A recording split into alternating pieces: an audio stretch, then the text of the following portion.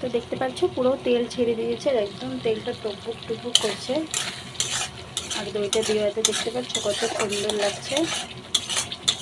এবার আমি দিয়ে দেব লবণ, কারণ লবণটা আমরা হলো কোপ্তাতে দিয়েছি, ঝোলে দিইনি কোনো, তার জন্য দিয়ে দেব লবণ। এটা তোমরা স্বাদ মতন দিবে তোমাদের।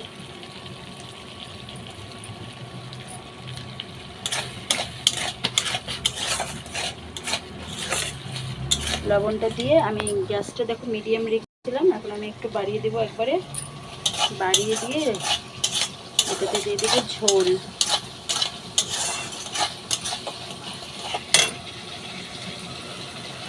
নিচা করে নিচা এরকম হাঁটতে নিচে।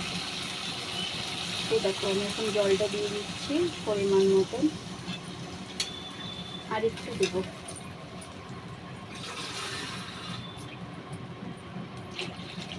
হয়ে গেছে, আর দেবো না। এটা একটু ব্লক হলেই তারপরে আমি কোপ্তাগুলো ছেড়ে দেবো ওটার মধ্যে। তো এটা ঢাকা বসিয়েছিলাম, ঠিক আছে। এখন দেখতে পারছো পুরো উতলিয়ে গেছে, দেখেই মনে হচ্ছে। হ্যাঁ, এই দেখতে পাচ্ছ সুন্দর করে টকবক করে এখনো উতলিয়ে যাচ্ছে। তো আমি এখন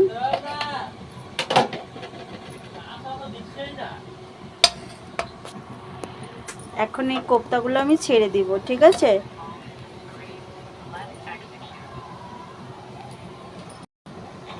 তো একটা একটা করে নিয়ে আমি ছেড়ে দেব।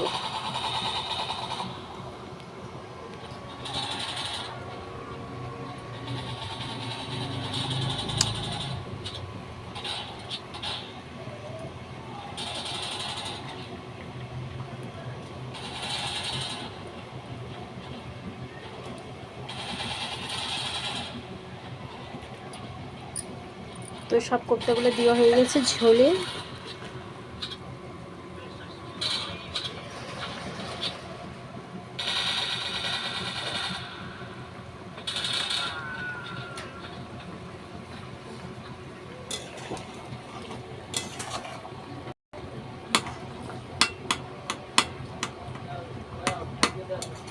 ওয়াও, কোপ্তাটা কিন্তু খুব সুন্দর লাগছে। আমি ভাবতেই পারিনি এত সুন্দর হবে তরকারিটা। তো যাই হোক, কোপ্তার রেসিপিটা তো খুব সুন্দর হলো। তো আমি এর সাথেই দিয়ে দেবো একটু ঘি এখানটায়, কারণ ঘিটা আমার দেওয়া হয়নি।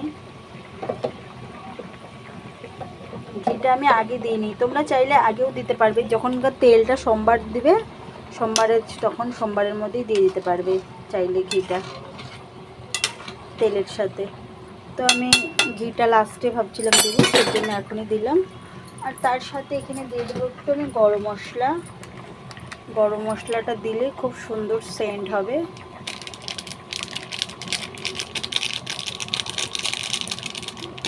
যতটুকু পারবে দিবে, কারণ গরম মশলাটা বেশি দিলে না ঝাল হয়ে যায় তরকারিটা।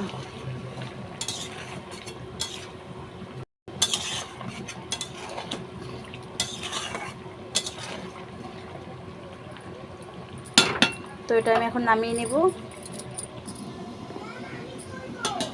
তো এটা আমি এখন নামিয়ে দেব। পুরোপুরি ঝোলটা পুরোপুরি সিদ্ধ হয়ে গেছে, দেখতে পাচ্ছ। কোপ্তাগুলোও খুব সুন্দর হয়ে গেছে।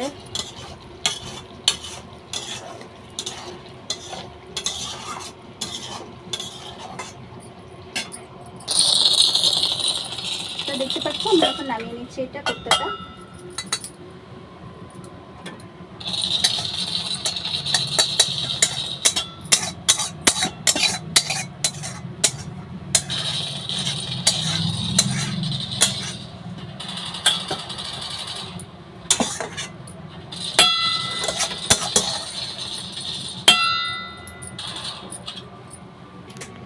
তো দেখতে পাচ্ছ নামানোর পরে এরকম হয়েছে আমার